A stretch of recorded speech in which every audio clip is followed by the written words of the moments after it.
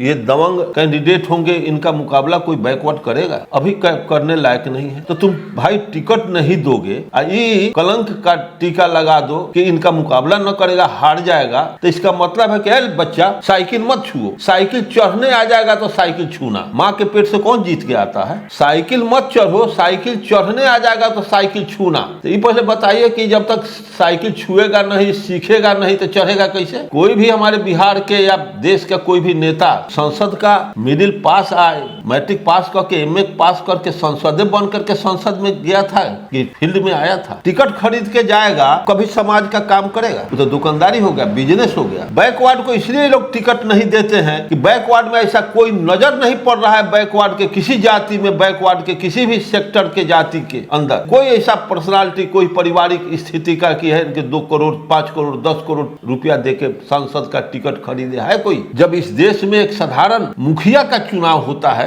तो कहा मुखिया जी तो पहले कौन चीज से तोहर सवारी, साइकिल से रखा कि मोटरसाइकिल से चला? मुखिया के पहले तो साइकिल मोटरसाइकिल से चलते हैं। अच्छा अभी कौन क्या सवारी आप रखे हैं मुखिया जी? अभी तो फॉर्च्यूनर से रखे हुए।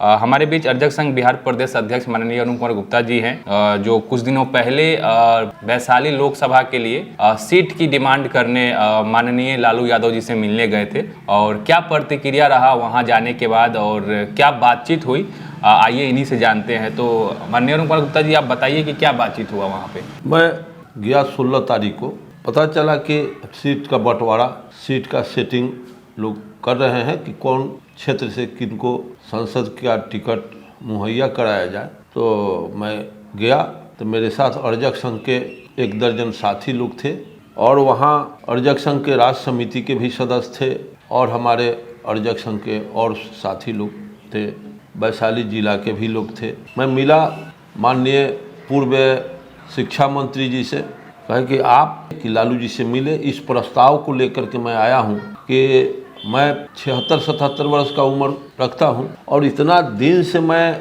वैशाली संसदीय क्षेत्र से एक भी बैकवर्ड आज तक सांसद नहीं हो सका। अब इसके लिए मुझे बहुत कष्ट है, मेरे जैसा यहाँ लाखों आदमी को कष्ट है। और ये हास्यास्पद बात भी है कि हमारे दिग्गज नेता कर्पूरी जी रहे हैं, लालू जी हुए या और रामविलास पासवान हुए, चाहे ये हुए नीतीश कुमार जी हुए, क्या कारण है कि ये लोग यहाँ वैशाली में ध्यान नहीं देते हैं कि उनका मंशा उन लोगों का क्या है?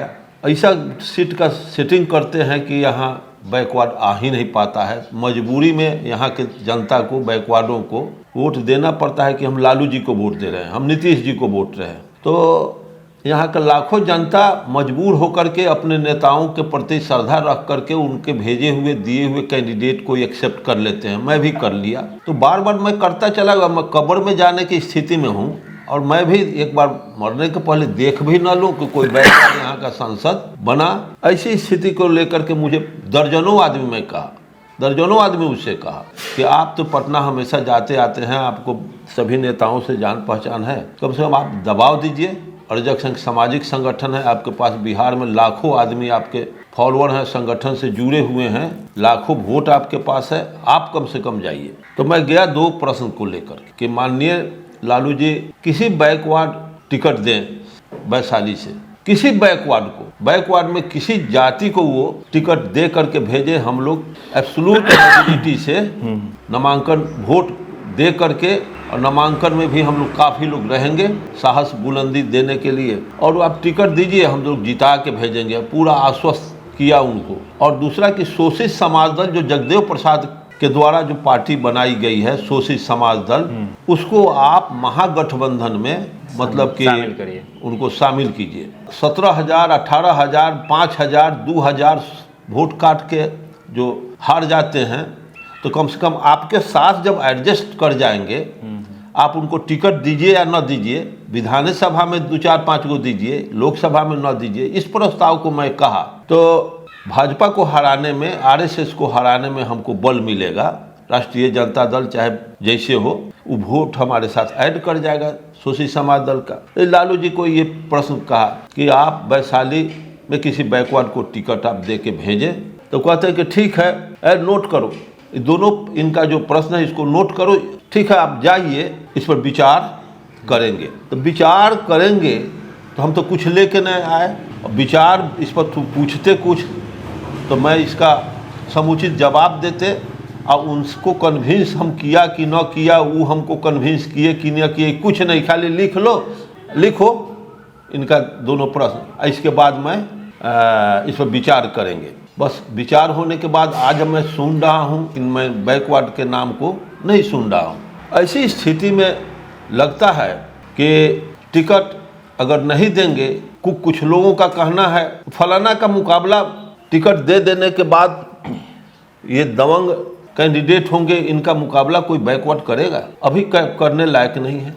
तो तुम भाई टिकट नहीं दोगे, ये कलंक का टीका लगा दो कि इनका मुकाबला न करेगा, हार जाएगा, तो इसका मतलब है कि बच्चा साइकिल मत छुओ, साइकिल चढ़ने आ जाएगा तो साइकिल छूना। माँ के पेट से कौन जीत के आता है? साइकिल मत चढ़ो, साइकिल चढ़ने आ जाएगा तो साइकिल छूना। तो ये पहले बताइए कि जब तक साइकिल छुएगा नहीं, सीखेगा नहीं, तो चढ़ेगा कैसे? कोई भी हमारे बिहार के या देश का कोई भी नेता संसद का मिडिल पास आए, मैट्रिक पास करके एमए पास करके संसदे बन करके संसद में गया था कि फील्ड में आया था? ऐसी व्यवस्था इन लोगों के मानसिकता से हमको असंतोष पैदा हुआ। लड़का कलम मत छुओ, लिखने आ जाएगा तो कलम छूना। वैज्ञानिक तर्क हुआ? ये तो हास्यास्पद तर्क हुआ, एकदम ये नेगेटिव तर्क हुआ। हम जब तक कलम धराएंगे नहीं, लिखेगा नहीं, गलती नहीं करेगा, कुछ पन्ना जियान नहीं करेगा, 50 बेर हम लोग कॉल लिखने में 50 बेर लिखा, सिलेट पर मिटाया, लिखा मिटाया, मार खाए तब ना सीखे। ABCD लिखने में, क ख ग घ लिखने में कितना बच्चा पिटाता है। तो आप किसी को ट्रेनिंग नहीं दीजिएगा, संसद में एक बेर दो बेर में कौन जीतता है? कि आज भी ये लोग किसी बैकवर्ड को टिकट दें संसद के लिए, और नहीं तो ये कलंक के रूप में हम लोग इसको समाज में दे करके हम लोग मरेंगे, कि हम लोग हमेशा नपुंसकता का परिचय दे करके मरेंगे। क्यों वैशाली ये लोकसभा के लिए आप दलित पिछड़ों के लिए सीट का मांग कर रहे हैं?